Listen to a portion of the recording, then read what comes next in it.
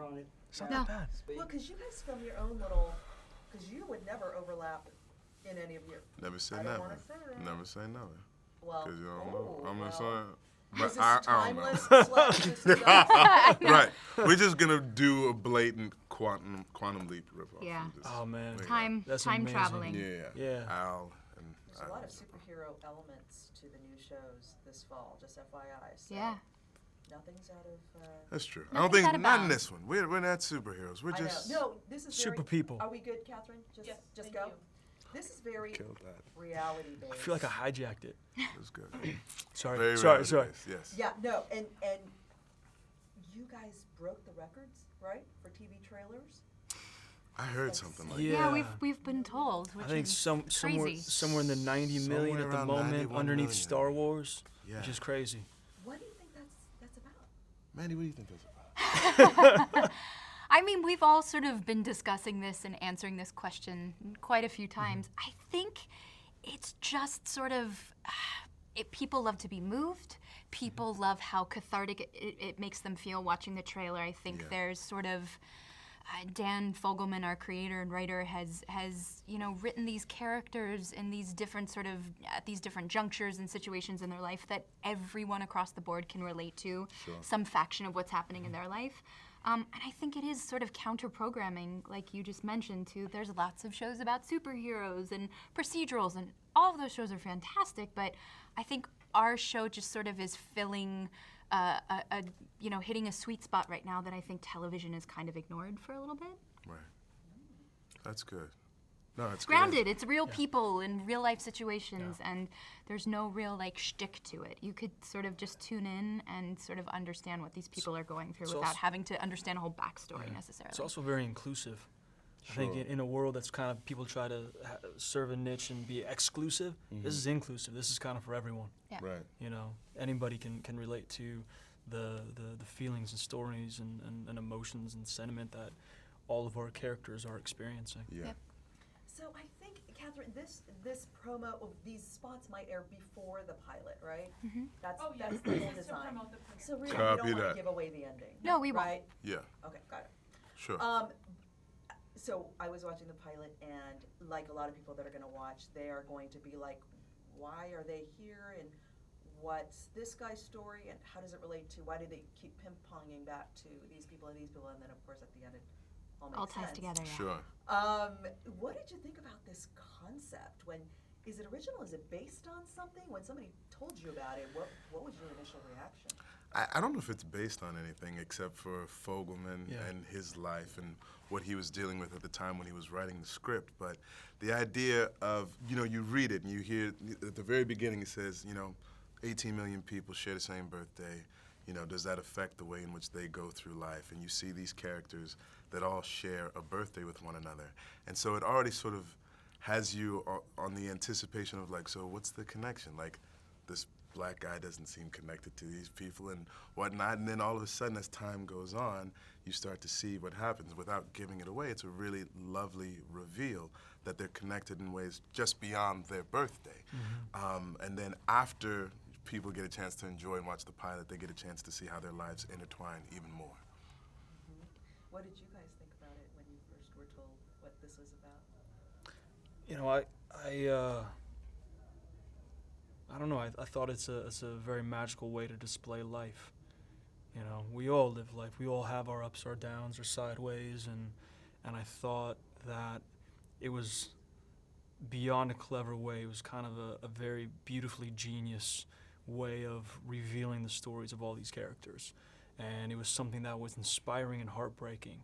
If you can kind of put those two together, you're continually going to tell great stories and serve, these wonderful characters that are living in these these shoes, that we all got to walk through. Yeah. So I was intrigued. I can see how Sterling's character and the others are going to continue and see what's happening in their lives.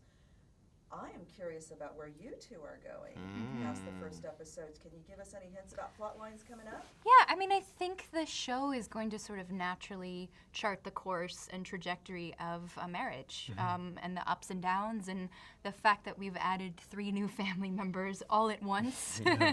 And yeah, just how to sort of deal with all of that new energy. And I think life is going to take us in crazy different directions. So as a woman who is not a wife or a mother, it's so much fun to sort of explore and maybe get a little glimpse of what life would be like.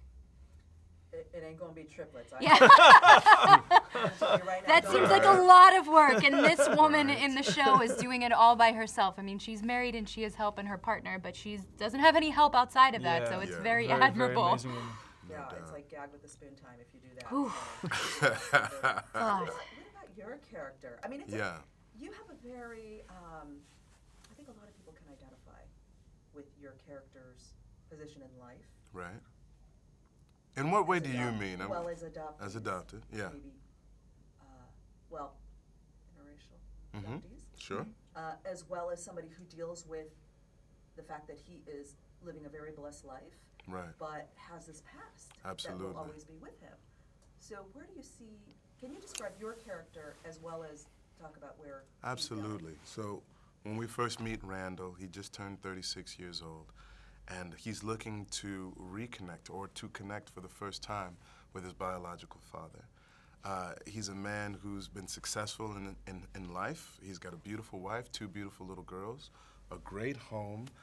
He had great adoptive parents that raised him, but he's got this hole of just wanting to know where he came from, you know? And it's interesting because for me, having lost my father when I was 10, it was a really easy point of connection for me to enter into Randall's journey of wanting to know, wanting to be with my father, right? Like wanting him to be here as I raised these 2 children and let him see them, and you know, they have an interaction with one another, and how lovely that would be if. And I think Randall's at that place like, you know what, I have the power to make that a reality, and I think now's the time to do it. Because if you wait too long, then they'll be older and not even interested in the least, but they're still young and fertile, and the idea of them being able to have a grandparent that's alive and well, the grandfather in particular, is something that I can understand, you know? So that's where he is, and as the show goes on, we chart this relationship that he develops with his biological father, who is sick, and we know that he's sick in the pilot, and that sickness is something that we continue to deal with throughout the course of the first season, and the ramifications that it has on his family unit. He's sort of introducing a brand new person that nobody else knows, and he's sort of in control of that, and now, what does he do? He's meeting somebody who he may lose very, very soon, and you wait all this time to meet this man, and now he may be making a quick exit. So he's going to be going through quite a few ups and downs with regards to that. How is it like shooting the show? Because you guys, I can't imagine you ever really shoot in the same location. It seems like it's all, you're like shooting somewhere and they're shooting somewhere else. Yeah. Is it like 3 crews going at once and it's- somebody's talking about what they're shooting? Or? No, it's one crew, one hard-working crew that is able to balance, you know, an East Coast look for Sterling's character and a West Coast look for the others, all under the same roof. You know, Yeah. it's a TV show. You know, Yeah, you show up every day. Some days you have off. Some days you got to go in for a fitting or whatnot. But you clock in a set. You're ready and open and excited to be there. But I think to your point, yeah, there's not a lot of intersection at this Right. particular juncture. Everybody's kind of like in separate stories, and it's like someone shoots their stuff for 2 days, someone else comes in and shoots their story for 3 days, and at this point, there's not too much interaction, which is a bummer. But then we get to do stuff like this, where we all get to hang out as a cast and celebrate. And I tell you, the joy of watching the pilot was, like, we knew what we had done ourselves in terms of work, but to see our castmates shine so lovely, like, was really, really a treat. So I'm sure we'll be able to look forward to that treat as the season goes on until we actually start to mesh a little bit more. Yeah, and in the future, I mean, I know you guys haven't shot more than 2 episodes yet, but, or actually, you haven't even shot Two episodes. That is yet. correct. Are there, I mean, there's always plot twists and turns, but is there some big reveal coming down the line for our viewers, or is it really just exploring life and what could happen if people do share birthdays and how things fall into your lap without you ever intending them to, and how it's such a blessing? I'll say they're surprises, and I think they're purposeful surprises that Dan has laid in, because I do believe that there's a certain desire to create appointment television on network TV again. And so, and the idea that people will watch to see what happens to these peoples in their lives, but also be able to talk about the surprise the next day. Like, because what the show does a wonderful job of doing is it goes deeper. Yeah. Like it's not, doesn't fan out, it just grows its tree, you know, into the roots. ground. And, Yeah. and you get a chance to see why people are the way that they are in the present day, you know? So that's about as good. Yeah, I don't think the show is too like gimmicky where it's like tune in this week to see what surprises, you know, Right. what big revelation.